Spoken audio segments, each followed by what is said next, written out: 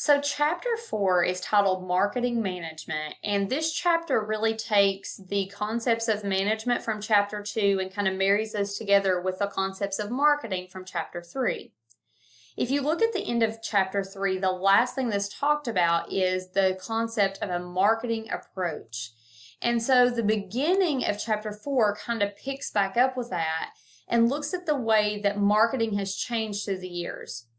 So if you think back to a vacuum cleaner salesman, what they were really functioning under was this idea of if you make the absolute best vacuum cleaner and then you train the absolute best salesman, you will make sales. Those are called hard sales, and sometimes those will turn people off because they get offended by the salesman. And usually it's a short term, you make one sale, but you don't have repeat customers approach. So what people have moved to is the new marketing approach that looks at, hey, why don't we see what the consumers want in the beginning and then develop a product that meets that need?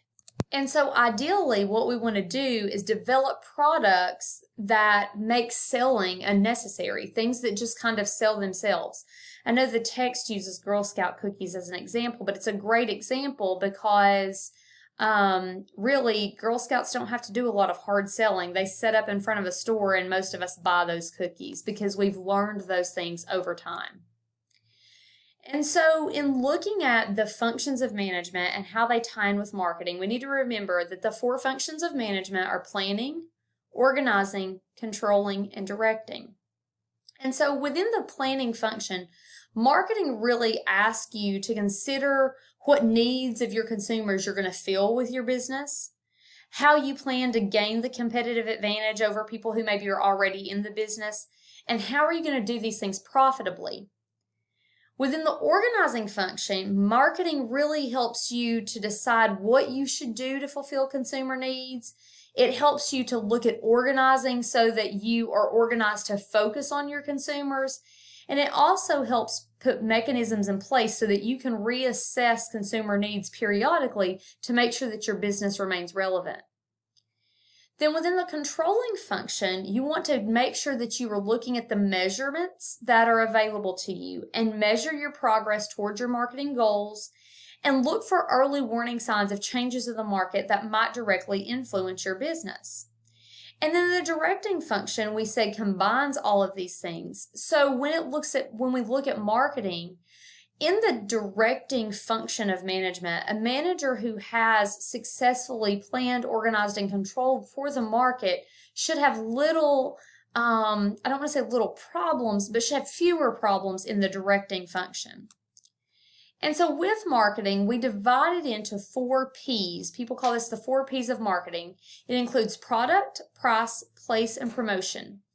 In other words, what product will you offer? What price will you charge? What place will your product be available? And what promotion will you use?